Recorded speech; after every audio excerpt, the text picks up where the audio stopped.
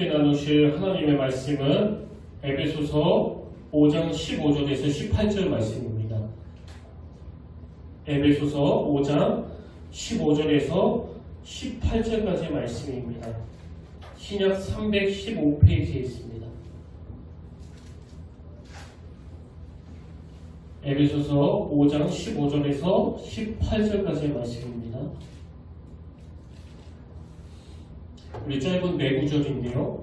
우리 다 같이 한 목소리로 봉독하시겠습니다. 시작! 그런즉 너희가 어떻게 행할지를 자세히 주의하여 지 없는 자 같이 하지 말고 오직 지 있는 자 같이 하여 세월을 아끼라. 때가 악하니라. 그러므로 어리석은 자가 되지 말고 오직 주의 뜻이 무엇인가 이해하라. 술 취하지 말라. 이는 방탕한 것이니 오직 성령으로 충만함을 받으라. 아멘. 할렐루야. 반갑습니다. 우리 함께 인사 나누길 원합니다. 참 잘 오셨습니다.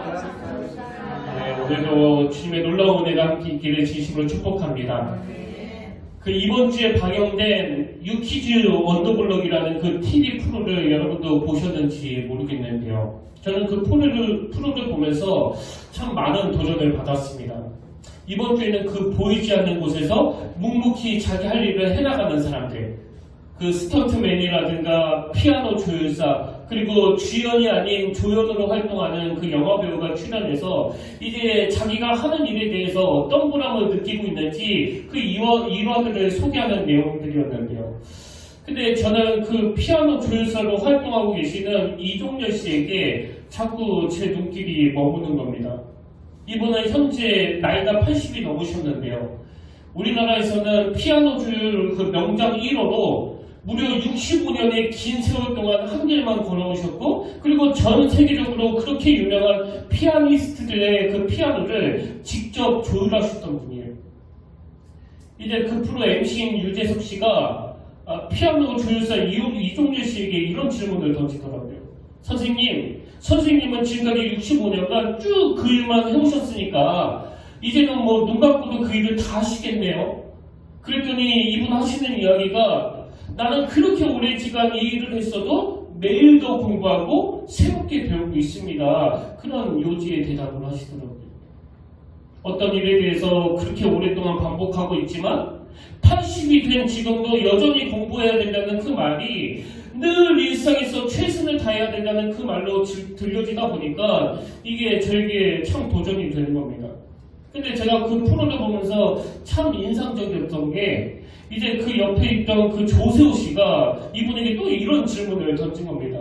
그럼 선생님의 인생을 영화로 만든다면 그 영화 제목을 뭐라고 짓고 싶습니까? 그랬더니 이분이 하시는 말씀이요, 진짜 명언입니다. 그 대답이 또 너무 와닿았는데요. 그럼 선생님의 인생을 영화로 만든다면 그 영화 제목을 뭐라고 짓고 싶습니까? 그렇게 물으니까 이분이 뭐라고 말씀하시느냐? 이제 쓸만한데 80이네. 저는 그 대답이 너무 오래 마음에 와닿더라고요. 이제 쓸만한데 80이네. 또 그런가 하면 예전에도 말씀드렸지만 저희 외삼촌 오세청 목사님이 생전에 이제 은퇴가 얼마 남지 않는 그 기간에 그냥 독백처럼 툭 던지신 말씀으로 기억하는데요. 무슨 말씀을 하시는가 하니까, 이제 내가 목회가 뭔지를 쭉 알 것 같으니까 내 시기가 끝나버렸다. 은퇴할 때가 다가와 버렸다. 여러분, 이게 저에게 왜 충격이 되는가 하면, 저희 외삼촌은요, 적어도 제가 아는 바로는 막 견눈질하면서 세월을 낭비한 적이 단 한 번도 없던 분이거든요. 그렇게 온전히 일생을 이 목양 하나를 위해서 달려가시다 보니까 어떤 면에서는 그 가족을 돌보는 일에 소홀할 수밖에 없고, 또 그 자녀 교육도 좀 희생이 있고 뭐 그런 거 아닙니까? 어떤 목표를 향해서 집중하면서 달려가다 보면 다른 한쪽으로는 여러 결핍한 게 생기게 마련인데요. 그런데 그렇게 가정생활에 소홀했을 정도로 그렇게 집중해서 한 곳을 향해 달려가신 그분도 이 시간이 모자랐던 거예요. 이 시간이. 그래서 저희 어머니 말씀처럼 뭐 인생에 이것도 결핍이고 저것도 부족하고 그래서 우리에게 참 어려운 게 많은데 그중에서 이 시간이 충분치 않다는 거, 이게 저도 하여금 얼마나 긴장하게 만드는지 모릅니다. 저는 이런 생각을 할 때마다 그 나폴레옹이 유배지에서 했다던 그 경고 하나가 떠오르는데요. 나폴레옹이 이런 말을 했습니다. 오늘의 불행은 언젠가 내가 잘못 보낸 시간의 보복이다. 지난 연말서부터 저는 계속 이 나폴레옹의 경고가 제 마음에 되뇌어지는 겁니다. 오늘의 불행은 언제나 내가 잘못 보낸 시간의 보복이다. 뭐 지나간 건 할 수 없고 내가 오늘 이 시간을 잘못 사용하면 이것이 더 나이 같은 어느 시점에서 나에게 복수한다. 나에게 보복한다. 이게 뭘 의미하겠습니까? 하루하루 최선을 다해 살아가는 것에 대한 이 중요함을 일깨워주는 그런 경고 아닙니까? 그런가 하면 새해가 들어가지고 또 제 마음에 울림이 되는 그 영화 대사가 하나 있는데요. 이건 빠삐용이라는 유명한 영화에 나오는 대사입니다. 이제 그 주인공이 자기 아내를 죽였다는 억울한 누명을 쓰고 감옥에 갇혀있는데요. 어느 날 이 주인공이 깜빡 잠이 들었는데 그 꿈에서 그 지옥의 재판관을 만난 겁니다. 평소에 그게 늘 억울하다 보니까요. 이제 꿈에서도 그 재판관에게 이렇게 호소를 하는 거예요. 재판관님, 저는 결백합니다. 저는 제 아내를 죽이지 않았습니다. 그랬더니 그 지옥의 재판관이 하는 말이 나도 안다. 그래, 너는 사람을 죽이지 않았다. 너는 살인과는 전혀 상관이 없다. 그렇다면 내가 무슨 죄로 이런 고통을 받아야 됩니까? 그런 질문에 대해 그 지옥의 재판관이 한 말이 이겁니다. 그것은 인생을 낭비한 죄, 시간을 낭비한 죄이다. 올해 들어와가지고 이 짧은 대사가 자꾸 마음에 되뇌어지는 겁니다. 인생을 낭비한 죄, 시간을 낭비한 죄. 그래서 이런 것들이 자꾸 제 마음에 되뇌어지다 보니까 오늘 본문 에베소서 5장 16절 말씀도 자꾸 묵상을 하게 되는데요. 세월을 아끼라 때가 악하니라. 이거 PPT가 안 먹히네요. 예. 세월을 아끼라 때가 악하니라. 여러분, 이 때가 악하다는 이 표현이 뭐 여러 의미가 있겠지만 이 세상이 악하면 악할수록 우리 시간을 도둑질해가는 많은 것들이 있다는 그 차원으로도 이 말씀을 읽을 수 있는 거 아닙니까? 오늘날 저는 이 시대의 청소년들이 참 불행한 게 전 그거라고 생각합니다. 시대를 잘못 만나가지고 괜히 무슨 그 스마트폰, 그 별 필요도 없는 이런 걸 만난 이후에 그 청소년기를 보내다 보니까 그 시간 도둑질을 얼마나 많이 당하고 삽니까? 이게 뭐 정신을 차릴 수가 없을 정도인데요. 이건 어른들도 마찬가지예요. 세월을 아끼라 때가 악하니라. 여러분, 여기 나오는 아끼라라는 이 단어는 헬라어로 엑사브라조라는 단어인데요. 이 단어는 원래 사다, 대가를 지불하고 구해내다 이런 뜻을 가진 단어거든요. 그러니까 내가 가진 모든 걸 가지고 반드시 사야 되는 게 금은 보화보다도 더 소중하고 중요한 게 바로 내게 주어진 시간이다. 이걸 강조하기 위한 표현 아니겠습니까? 그래서 저는 요즘에 계속 군가처럼 되뇌어지는 찬양이 하나 있는데요. 어둠 밤 시대 빙이 내 직분 지켜서 참 이슬 맺힐 때에 즉시 일어나 해돋는 아침부터 힘써서 일하라. 일할 수 없는 밤이 속히 오리라. 이 맨 끝부분 때문에 다 부른 거예요. 일할 수 없는 밤이 속히 오리라. 그러다 보니까 저는 지금 일할 수 있는 이 현실이 너무너무 감사한 거예요. 사실 이 찬양은 옛날에 그 주일학교 선생님들이 이제 몇 년 하시다가 목사님 제가 지쳐서 교사로 좀 쉬려야 되겠습니다. 교사들. 그렇게 말씀하실 때 권사님 일할 수 없는 밤이 속히 올 텐데 조금만 더 힘내시죠. 그런 뜻으로 주로 저 찬양을 많이 인용했는데요. 요즘에는 진짜 내 영혼에게 감사를 부르는 찬양이에요. 일할 수 없는 밤이 속히 올 텐데 오늘도 이렇게 힘을 얻어 예배를 인도하고 말씀을 전하고 우리 성도님들을 섬길 수 있는 이런 일이 얼마나 감사한 일인가. 그래서 나는 일할 수 없는 밤이 속히 올 것이라는 것을 기억하면서 기회 있을 때 충성을 다하는 그런 종이 되기를 원한다. 이런 마음의 다짐을 계속하게 되는 겁니다. 이런 점에서 저는 오늘 우리가 어떻게 세월을 아낄 수 있는가를 오늘 본문 말씀 속에서 찾아내기를 원했는데요.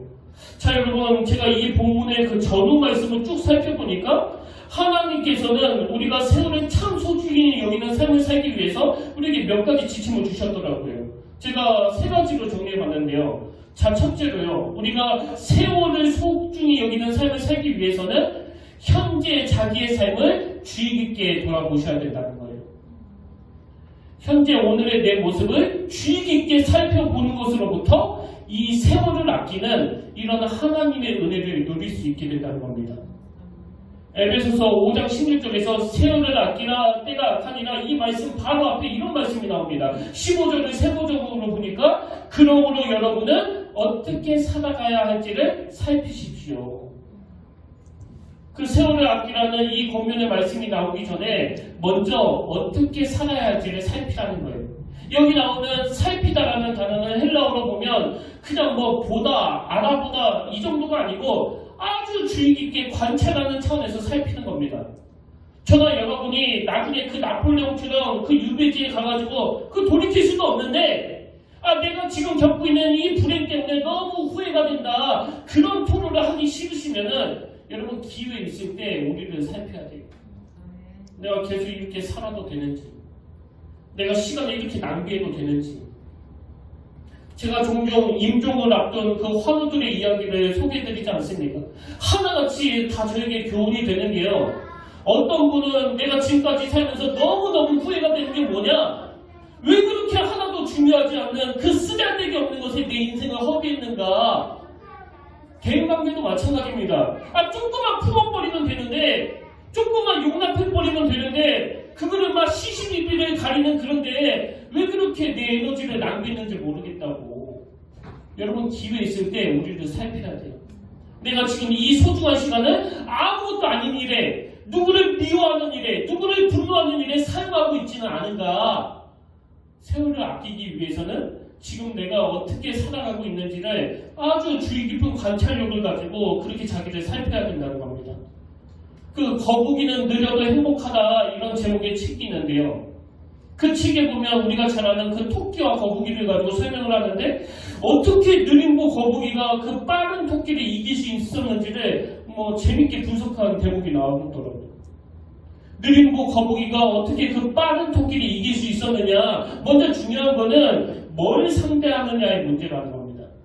토끼는 거북이를 상대했지만 거북이는 토끼를 상대한 게 아니라 결승점을 상대했다는 거예요.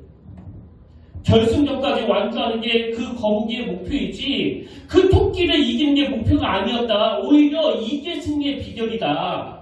그러면서 바로 이어 나오는 내용이, 그러다 보니까 토끼는 계속 상대방 거북이를 의식하면서 그 시합에 임했지만, 거북이는 상대방 토끼가 아니라 그 결승점을 향하여, 그의 시선은 항상 그 결승점에 고정되어 있었기 때문에 결국은 토끼가 거북이를 이길 수 없고 거북이는 토끼를 눌러 이길 수밖에 없었다.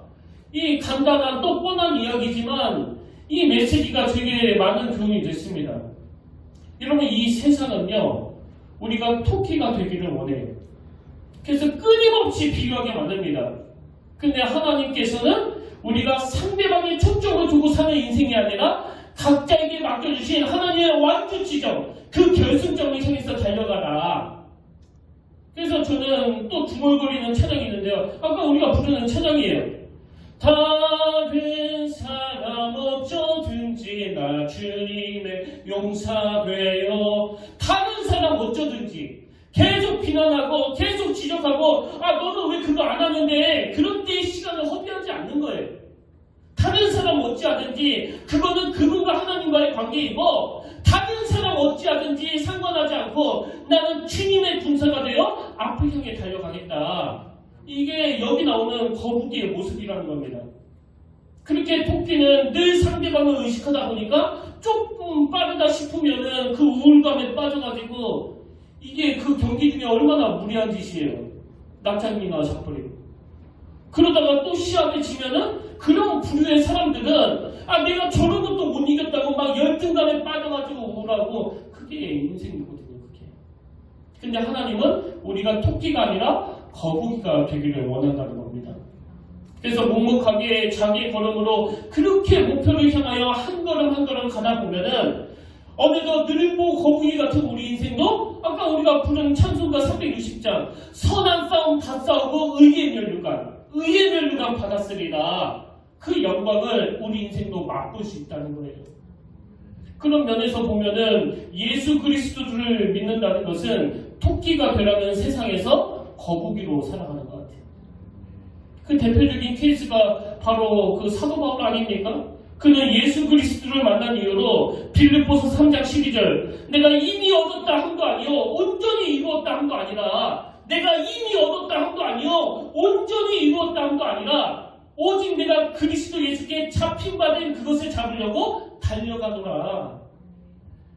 예수 믿는 사랑하는 성도 여러분, 여러분은 이렇게 살고 계세요? 지금 무엇을 그렇게 에너지를 낭비하고 계십니까?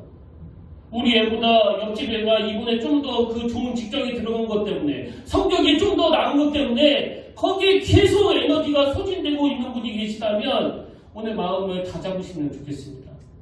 하나님, 우리 아이의 상대는 옆집 아이가 아니라 우리 아이의 상대는 결승점입니다.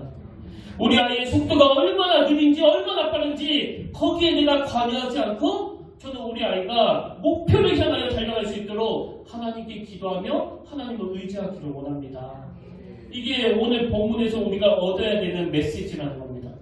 그런가 하면 두 번째로 여러분 우리가 이 세월을 소중히 여기는 삶을 살기 위해서는요 바로 주의 뜻이 내 삶의 기준이 되고 있는지를 늘 돌아보셔야 된다는 거예요. 주의 뜻이 내 기준이 되지 않는데 열심히 사는 삶, 이게 가장 허무한 삶이에요.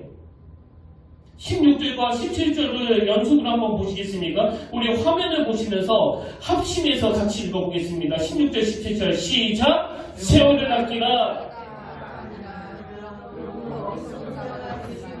오직 주의 뜻이 무엇인가 이해하라. 아멘. 여러분 지금 세월을 아끼라는 이 말씀 바로 이어서 나오는 게 뭐냐니까 오직 주의 뜻이 무엇인지를 이해하라는 겁니다. 여기 나오는 이해하라라는 이 단어를 원어로 보면 이 종합적인 판단력을 가지고 이해하는 차원에서의 능력이에요. 이 종합적인 판단을 가지고 이해하는 능력, 이게 얼마나 중요합니까? 제가 앞에서 언급했던 그 거북이는 들어가 행복하다, 그 책에 이런 내용이 나옵니다. 한번 그 내용을 들어보십시오. 오늘날 토끼 같은 청춘들이 얼마나 많은가. 그들은 이리 뛰고 저리 뛰고 열심히 무언가를 위해서 달려가지만 자신이 어디로 가고 있는지에 대한 방향을 잃어버렸다. 비전이 없다는 것은, 잘 들어보세요, 비전이 없다는 것은 목적지를 알지 못하고 태평양 한가운데에서 그저 노를 젓고 있는 모습과도 같다. 너무나 와닿는 말씀 아닙니까? 목적지를 알지 못하고 태평양 한가운데에서 그저 노를 젓고 있는 모습, 이게 주님의 뜻이 자기의 삶의 기준이 되지 않은 채 열심히만 사는 사람들이 가진 그 허무예요. 허무. 태평양 바다에서 막 열심히 노를 젓는데 뭐 왔다 갔다 항상 그 자리에 방향이 없는 거거든요. 사도 바울이 다메섹 도성에서 예수님을 만난 이후로 그에게 일어났던 결정적인 삶의 변화가 이거 아닙니까? 그게 얼마나 뚜렷한 방향과 목표와 목적이 있었던지 그가 이렇게 고백합니다. 사도행전 20장 24절 내가 달려갈 길과 주 예수께 받은 사명, 내가 달려갈 길과 주 예수께 받은 사명, 곧 하나님의 은혜의 복음을 증언하는 일에 마치려 하면은 나의 생명조차 조금도 귀한 것으로 여기지 아니하노라. 여러분, 이 하나밖에 없는 자기 목숨을 가지고 나는 이것을 위하여 던질 준비가 되어 있다, 이렇게 확신을 발견한 인생, 이게 참 행복한 인생 아닙니까? 지금 이 코로나 바이러스를 위시해가지고 뭐 전 세계적인 혼란, 이거는요 지금 표류하는 배와 같아요. 제가 뭐 어렸을 때부터 교회 다닌 지 지금 40년 동안에 이렇게까지 예배가 흔들거려 본 적이 없었거든요. 왜 이렇게 두려운 거예요? 왜 이렇게 무서운 거예요? 한치 앞을 모르니까요. 예배 왔다가 누가 이 바이러스를 옮길지도 모르겠다, 그런 생각을 하니까 막 두려운 거 아닙니까? 그래서 공포스러운 거거든요. 근데 제가 최근에 이 시대 현상을 분석한 어느 교수님의 글을 보고 참 공감이 되는데요. 이 시대 현상을 딱 세 줄로 분석을 했더라고요. 첫 줄이 이렇습니다. 모던 시대, 권위자가 있던 시대, 포스트 모던 시대, 지금 이 시대죠. 포스트 모던 시대, 권위가 상대화되는 시대. 포스트 모던 시대, 각자가 신이 되는 시대. 이렇게 이 시대 현상을 설명했더라고요. 뭐 여러분 그 뉴스나 신문을 보셔서 다 아시겠지만 2000년 이전에는 이런 종류의 바이러스를 듣지도 보지도 못했다는 거 아닙니까? 왜 자꾸 이런 일이 발생하는 거예요? 각자가 신이 돼버렸으니까요. 각자가 기준이 돼버렸으니까요. 절대적인 어떤 중심이 없다가 보니까 또 이것이 집단화가 되다 보니까 태평양 바다에서 열심히 노를 졌는데 어디로 가는지 뭐 아무도 몰라요. 그래서 저는 너무 공포스러운 게요. 뭐 이거야 또 지나가겠죠. 근데 그 이후에도 어떤 괴물 같은 게 또 치고 올라올지 무엇이 우리를 또 위협할지 한치 앞을 알 수 없는 이런 시대가 돼버린 게 왜 그러냐. 저는 이게 잠언 21장 5절 말씀과 그 맥락이 맞닿았다고 생각을 하는데요. 잠언 21장 5절 한번 보십시오. 부지런한 자의 경영은 풍부함에 이를 것이나 조급한 자는 궁핍함에 이를 따름이니라. 여러분 보통 우리가 알기로 이 부지런한 자의 그 반대되는 개념이 게으른 자 아닙니까? 근데 여기 보니까 부지런한 자의 반대 개념이 조급한 자라는 거예요. 여기 나오는 부지런한 이 단어는 히브리어로 하루주라는 단어인데요. 이 하루주라는 단어가 그 형용사로 사용이 되면 날카로운, 부지런한 이런 의미로 사용이 되는데 명사형으로 이게 사용이 되면은 단호한 결의 이런 뜻으로 사용이 된다는 겁니다. 그래서 트럼프 롱맥 교수는 이 구절을 설명하면서 이 부지런한 자를 결의가 굳은 자 이렇게 해석을 합니다. 결의가 굳은 자. 근데 이 결의가 굳은 자의 특징이 뭐라고요? 조급하지 않다는 거예요. 조급하지 않다는 거. 그래서 이 부지런함의 반대말이 조급함이라고 한다면 우리는 뭐 그 게으름의 문제는 좀 해결됐는지는 모르지만 오늘 이 시대 대부분의 사람들이 이 조급함의 문제. 그래서 저는 이 구절을 묵상할 때마다 여러 번 말씀드렸던 그 시편 1편에서 분류하는 두 군상, 바람직한 인생의 모습과 바람직하지 못한 인생의 모습이 떠올랐는데요. 자, 먼저 성경에서 바람직한 인생으로 묘사하는 시편 1편 3절을 보십시오. 그는 시냇가에 심은 나무가 철을 따라 열매를 맺으며 그 잎사귀가 마르지 아니함 같으니 그가 하는 모든 일이 다 형통하리로다. 그 다음에 바람직하지 못한 인생, 지혜롭지 못한 인생, 악인으로 표현되는 인생이 4절에 나옵니다. 악인들은 그렇지 아니하며 오직 바람이 나는 겨와 같도다. 이게 딱 조급한 자의 모습 아닙니까? 바람이 나는 겨. 오늘 이 시대는요, 바람이 나는 겨와 같은 인생이 그 바람직한 인생이라고 그럽니다. 새벽에 일찍 일어나 밤늦게까지 달리고 막 시류에 민감하고 시사 잡지 몇 개씩 읽어보고 그렇게 늘 민첩하게 움직이는데 바람이 나는 겨예요. 향방 없이 정신없이 막 분주하게 움직이는데 뭐 숨이 안 쉬어질 정도로 그렇게 바쁘게 살아가는데 태평양 바다에서 노젓고 있는 거예요. 맨날 그 자리에. 그래서 허무한 거 아닙니까? 그렇기 때문에 우리가 세월을 아끼는 삶을 살기 위해서는 내가 얼마나 부지런하게 살고 있느냐 이것도 점검해야 되지만 또 뭘 점검해야 됩니까? 주의 뜻이 내 삶의 기준이 되고 있는가. 다른 말로 내게는 뚜렷한 삶의 기준이 있는가. 나는 비록 느리지만 거북이와 같이 그 목표 지점이 뭔지를 정확하게 파악하고 있는가. 그 목표 지점을 향하여 내 발걸음을 내딛고 있는가. 빠른 것만이 명사가 아니잖아요. 그런가 하면 마지막 세 번째로 이 세월을 아끼는 삶을 살기 위해서는요. 성령님에 의해 충만하게 되어야 한다는 사실을 늘 기억해야 된다는 겁니다. 내가 지금 제대로 가고 있는지를 점검하는 것도 중요하고 그리고 또 예수 그리스도가 내 삶의 기준이 되고 있는가를 돌아보는 것도 중요하지만 궁극적으로 그 일을 이루시는 분은 내 안에 있는 성령님의 도우심이라는 걸 정확하게 알고 있어야 된다는 그 이야기예요. 그래서 18절에 보니까 실취하지 말라. 이는 방탕한 것이니 오직 성령으로 충만함을 받으라. 여러분 왜 16절에서 세월을 아끼라는 그 말씀을 하고 바로 그 다음 구절에서 성령으로 충만함을 받으라는 말씀을 여기에서 거론하겠습니까? 뭐 모든 우리의 그 삶의 영역에서 이 성령의 충만함이라는 이것이 뭐 절대 필수 조건이지만 이 세월을 아끼는 문제에도 이 성령님의 인도하심이 필요하다는 거예요. 그리고 이 성령 충만을 설명하면서 바로 앞에 술 취하지 말라. 술 취하지 말라. 뭐 경험해 보신 분, 그 옆에서 지켜보신 분은 다 아시겠지만 이 술에 취하면은 평소에 자기가 가지고 있었던 판단력, 분별력, 절제 다 잃어버리는 거 아닙니까? 그래가지고 평소에 그렇게 점잖던 어떤 교수님이 술자리에서 그만 실수하는 바람에 교직에서 그렇게 강제로 떠나는 일이 일어나고 또 정치 같은 데에도 그런 일이 일어나고 지금 계속 뉴스에서 보도되는 게 뭡니까? 다 그런 거 아닙니까? 근데 그런 일이 왜 일어나는 거예요? 그 모든 것들이 술의 영향력 아래에 놓여있기 때문에. 그래서 우리가 성령님의 영향력 아래에 있으면은 그분의 지도를 받게 되어 있고 그분의 영향력 아래에 있게 된다면 당연히 그 세월을 아낄 수밖에 없는 거 아닙니까? 제가 이번에 그 골목식당 예전에 방영된 걸 다시 재방송으로 봤는데요. 보니까 거기에 어떤 엄마하고 젊은 총각이 같이 그 식당을 운영하는데요.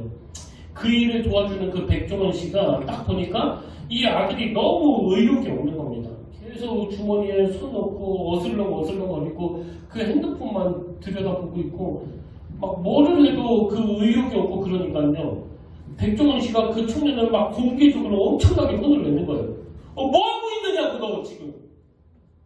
이렇게 의욕이 없어서 도대체 무엇을 쓰이겠냐고.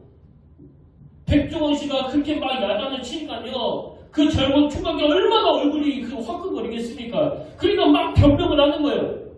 근데 더 야단을 치더라고요. 그렇게 야단을 치다가 이제 그 백종원 씨가 가게에서 나가니까 그 아들이 막 우는데요. 제 마음이 너무 아팠어요.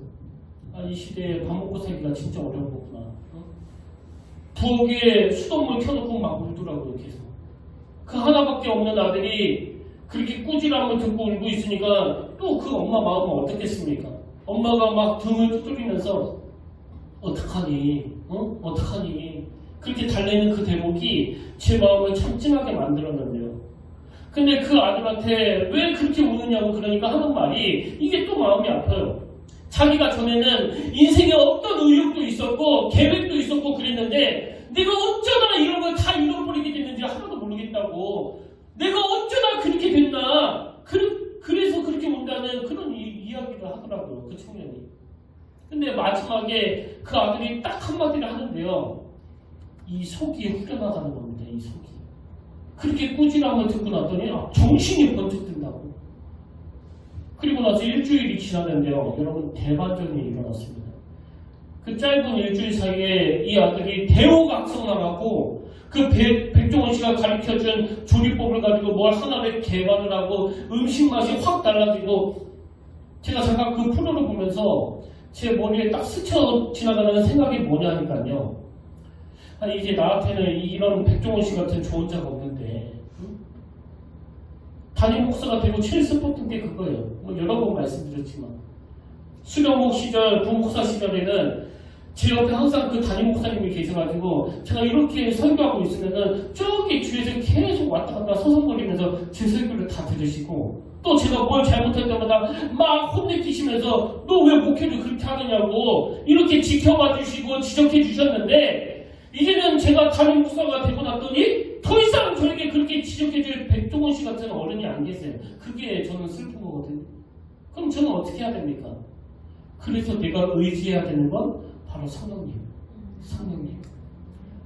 저에게는 따끔하게 지적해 주시고 목회를 어떻게 그렇게 하느냐고 혼을 내주시던 담임 목사님이 이제 안 계시기 때문에 하나님 저에게 이 성령님의 인도가 끊이지 않기를 원합니다.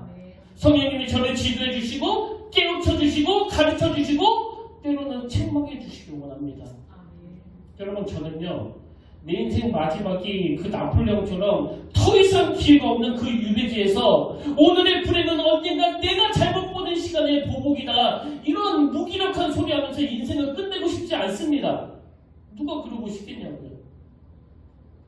그래도 이번 한 해에 하나님께서 우리에게 다시 기회를 주시기 때문에 저도 힘을 낼 거고요. 오늘 말씀을 듣는 모든 성도님들도 같이 힘을 내시기를 원합니다. 올 한 해 더 성령님을 의지하고 더 성령으로 충만해서 의욕을 잃어버린 그 젊은 청년처럼 성령님의 그 따끔한 지적 앞에 다시 다시 한번 힘을 얻어 달려가는 그런 성령님의 인도하심으로 인해 삶의 의욕이 회복이 되고 잘못된 방향에서 돌이키는 그런 믿음의 성도님들 되시기를 진심으로 축복합니다. 오늘 결론을 맺으면서 제 삶의 지표 같은 말씀이 하나 있는데요. 요한복음 19장 30절 말씀입니다. 예수께서 심포들을 받으신 후에 이르시되 다 이루었다 하시고 머리를 숙이니 영혼이 떠나가시니라. 여러분, 예수님은요 이 한마디를 선포하시기 위해서 모든 걸 견뎌내시고 결국은 다 이루었다. 한 2주 전에 저희 어머니 생신을 앞두고 제 아내와 함께 대전에 다녀왔는데요. 엄청 좋아하시더라고요. 그렇게 장가도 못 가던 아들이 이제 며느리를 데리고 와서 용돈도 드리고 생일도 축하해 주니까 그게 그렇게 좋으시나. 그래서 이틀 동안에 거기 머물면서 오래간만에 오순도순 이야기도 나누고 맛있는 음식도 먹고 돌아왔는데요. 이제 집에 돌아오고서도 잘 도착했다고 전화를 드렸거든요. 근데 그 다음날 어머니께 또 전화가 오는 거예요. 그래서 제가 어머니가 아버지랑 두 분만 계시다가 우리가 와서 너무너무 좋았는데 이제 가고 나니까 다시 적적해져서 전화하셨나 보다, 그런 생각을 하면서 전화를 받았는데요. 어머니 목소리가 의외로 너무 밝은 거예요. 그래서 왜 이렇게 밝으신가 보니까요, 저희 어머니가 이번에 그 같은 요양원에서 일하시는 분에게 전도를 했는데 그분이 당장 교회 나온다고 했다고 너무너무 기뻐하시더라고요. 전에도 말씀드렸지만요, 이제 저희 어머니 연세가 75세 아닙니까? 근데 그 나이에도 어딜 가나 미용실에 가거나 직장에 가거나 버스를 타도 계속 전도하셔가지고 지금 그 교회에 등록하고 2년 동안에 3명이나 전도하셨거든요. 근데 저희 어머니가 내가 왜 그렇게까지 전도하지 않느냐, 그 전도하는 이유에 대해서 이렇게 말씀하시더라고요.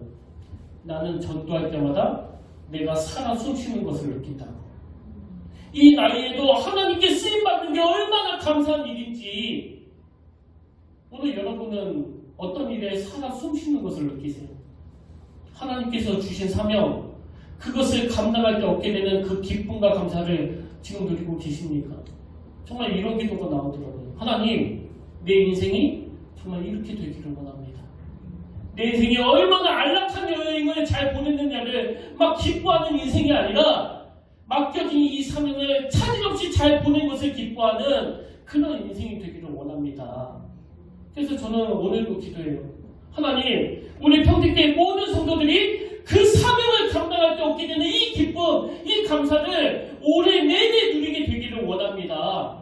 벌써 1월 마지막 주일 아닙니까?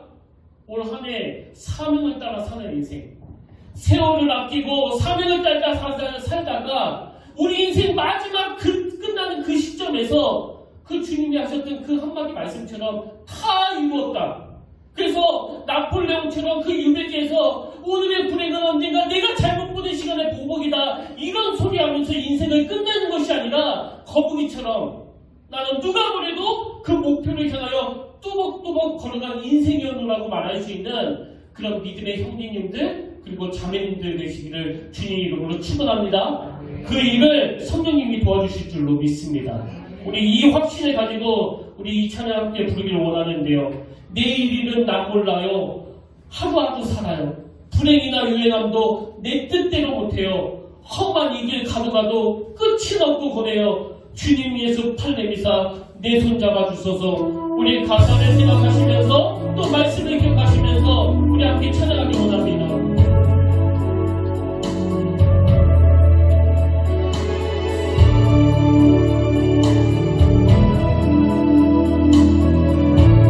내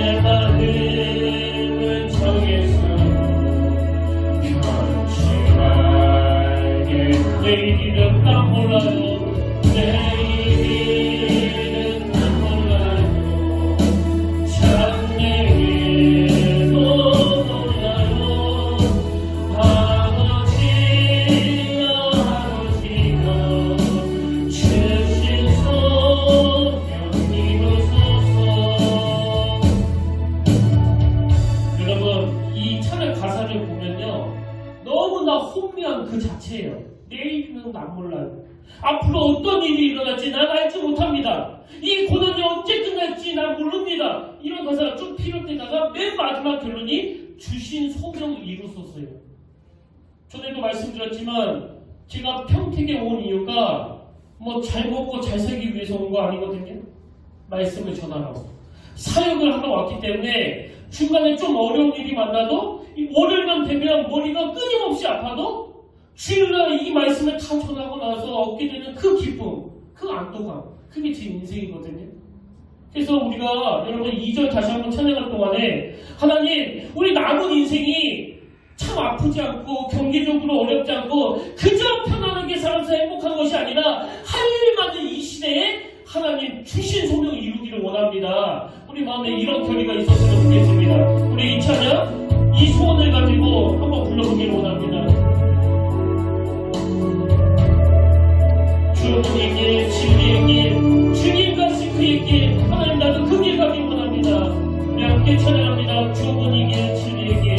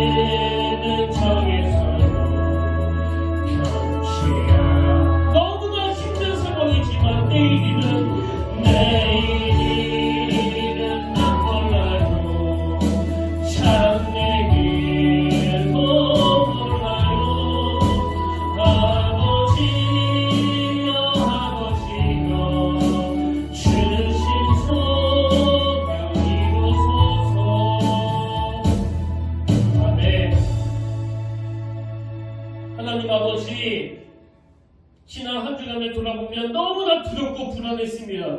이 코로나 바이러스가 언제 끝나게 되는 건지, 어디까지 엄습하는 건지, 시시각각으로 들려지는 그 소식들은 우리를 너무나 두렵게 만드는데 우리는 아무런 대안이 없습니다.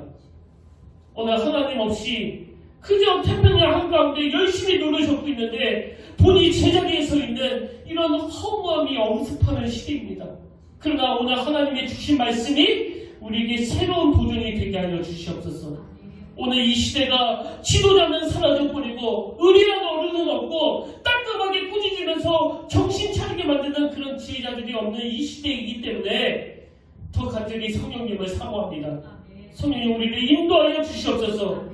그 토끼처럼 알량한 자기 발만 믿고 빠른 것을 자랑하며 경쟁자가 의식하며 살아가는 그런 초라한 인생이 아니라 비록 느리게 발걸음을 옮긴다 할지라도 뚜렷한 결승점을 머리에 그리면서 누가 뭐라고 하든지 결승점을 정확하게 알고 발걸음을 옮기는 그런 믿음의 형제 자매들 되게 하여 주시옵소서. 그렇게 인도하여 주실 줄 믿사오며 예수님 이름으로 기도드립니다. 아멘. 이제 우리 다 일어나셔서 타성 찬양으로 이 찬양 함께 부르기를 원하는데요. 우물가의 여인처럼 난 그의 오늘 말씀을 정리하시면서 또 결단하시면서 우리 함께 이 찬양 불러보기를 원합니다. 우물가의 여인처럼 난 뭘 구했습니까?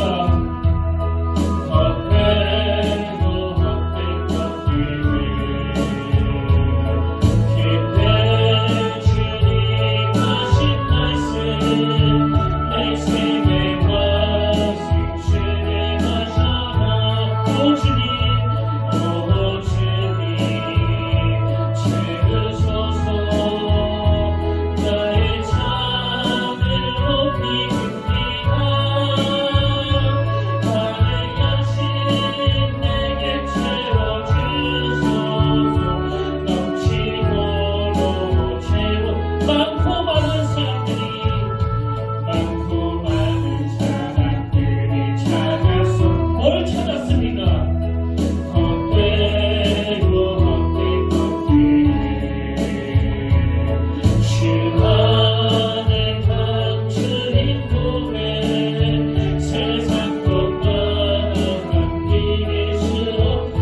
주님 채우소서.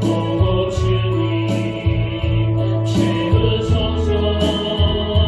나의 잔을 높이겠습니다.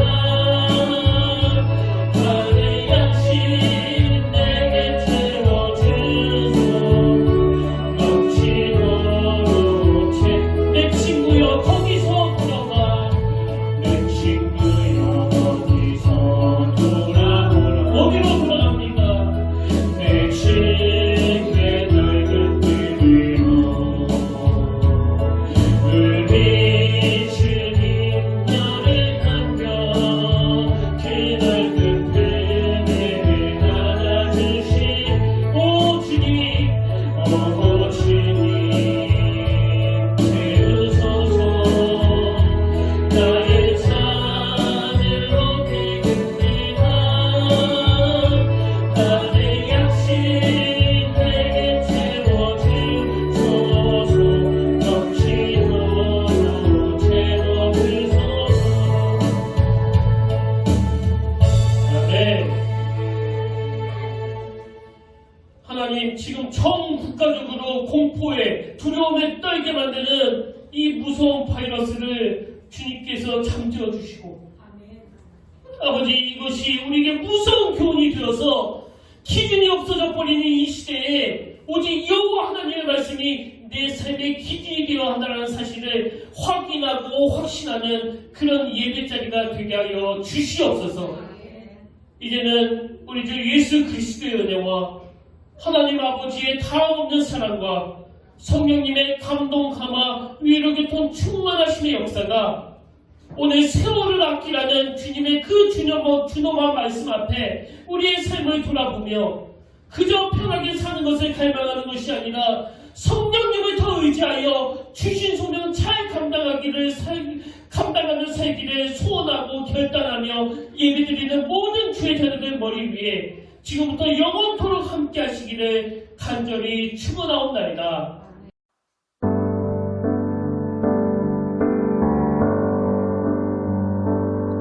보라, 너희는 두려워 말고 보라, 너희를 인도한 나를 보라, 너희는 지치지 말고 보라, 너희를 구원한 나를, 너희를 치던 적은 어디 있느냐, 너희를 억누르던 원수는 어디 있느냐. 보라, 하나님 구원을 보라, 하나님 능력을 너희를 위해서 싸우시는 주의 손을 보라, 보라, 하나님 구원을 보라, 하나님 능력을 너희를 위해서 싸우시는 주의 손을 보라,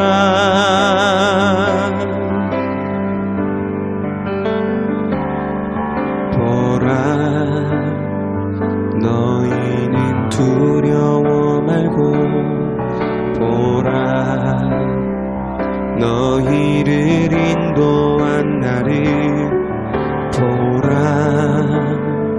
너희는 지치지 말고 보라, 너희를 구원한 나를, 너희를 치던 적은 어디 있느냐, 너희를 억누르던 원수는 어디 있느냐. 보라,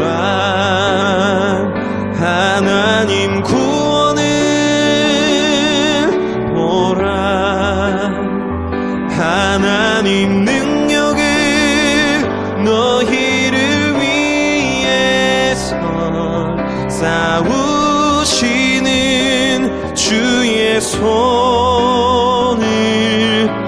보라 보라 하나님 구원을 보라 하나님 능력을 너희를 위해서 싸우시는 주의 손을 보라 보라 하나님 구원을 보라 하나님 능력을 너희를 위해서 싸우시는 주의 손을 보라 보라 하나님 구원을 보라 하나님 능력을 너희를 위해서 싸우시는 주의 손